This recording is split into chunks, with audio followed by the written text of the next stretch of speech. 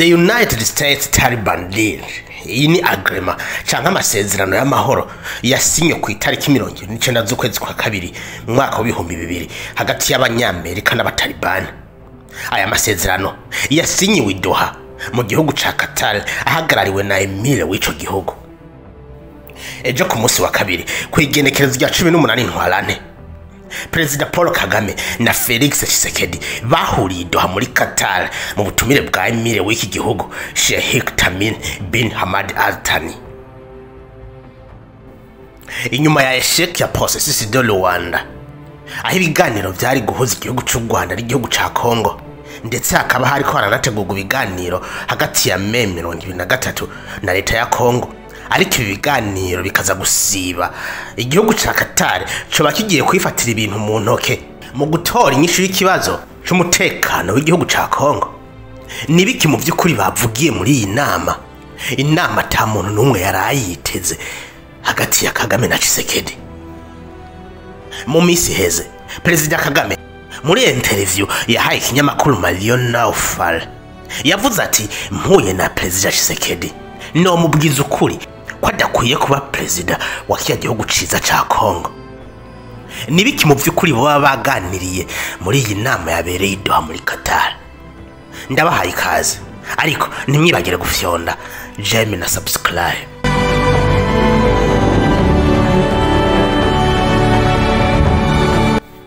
Numubonano wabaye giturumbuka hata numwe yaravyiteze kwaba bakuru b'ibihugu baza guhura.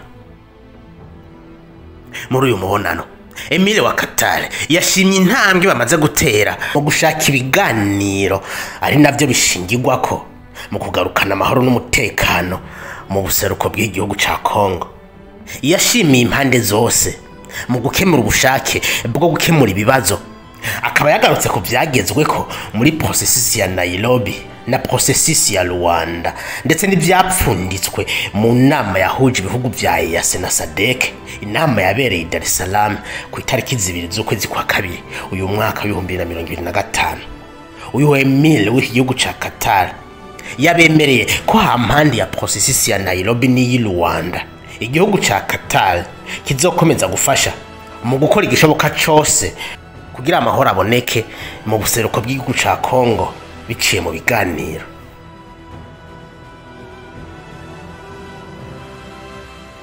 Ibi bibaye mu gihe inama yari itegekanijwe kuwa 18 ntwarante yari guhuza umuhari May 2023 na leta ya Congo yasibijwe. Ku munsi wa mbere ku itariki ya 17 ntwarante, ubushikiranganje bw'imigenderanire n'ayandi makungu muri Angola batangaje ko umuhari May 2023 wanse kuganira na leta ya Congo ku mpamvu z'uko abategetsi bakuru b'uyu muhari bakomeje gufatirwa ibihano n'ibihugu by'Uburaya na Amerika, ibintu bituma ibiganiro bidashoboka.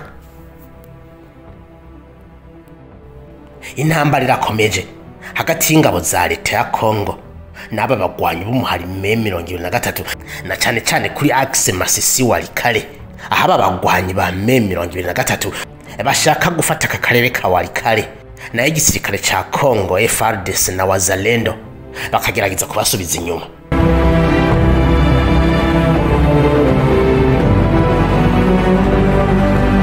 Izi ngwano zikaze na cyane cyane mu duce twa Rusamambo, Kibwa na Mofi. Ku munsi wa mbere, igisirikare ca leta ya Congo cyasambuye ibirindiro vya May 2023 mu gace ka Kibwa muri teritwari ya Walikale. Biravugwa ko ababirigi n'abanyamerika bahaye ubufasha leta ya Congo mu rwego rwo kuzimanganya umuhari May 2023 ku butaka bwa Congo. Ibi bintu bizoshoboka ubwo bizokoroha kwirukana May 2023 na cyane cyane mu bisagara yamaze gufata harimo Bukavu na Goma.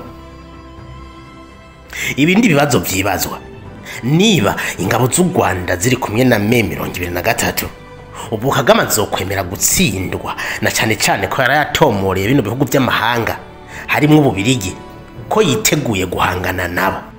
Mu kiganiro yahaye abanyarwanda kuri uyu w'Imana igenekerezo rya 16 ntwarante, yagize ati, jewe simeze nk'ababandi bigishijwe ko niba bakubita ikofe ku musayi umwe bazoce bahindukira batange n'uwundi bakubitego. Ati jewe nkubise aho mbonye niho nkubita. Ari muri za nyigisho ariko nta kibazo ufitanye nazo. Ngiyo ukubise ku musaya umwe harya ngo urahindura ukagira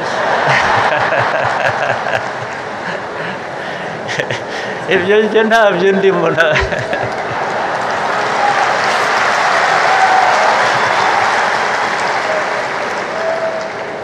mumbabarire mu nyumve nta n'uwo mbisabye ngo ariko bigira rwose.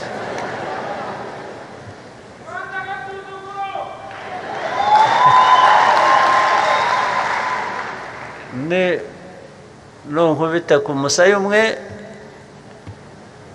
nugira amahirwe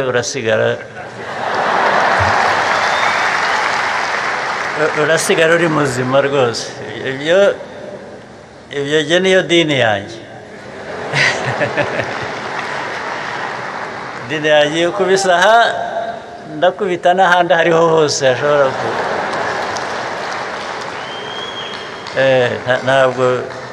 ntabwo muri ibi bibazo turimo iyo mikino cyangwa iyo myumvire,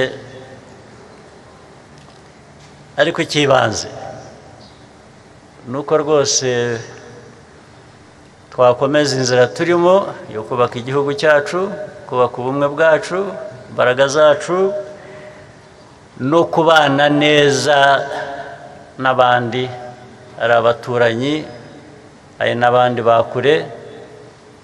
Turifuza kubana neza nabo,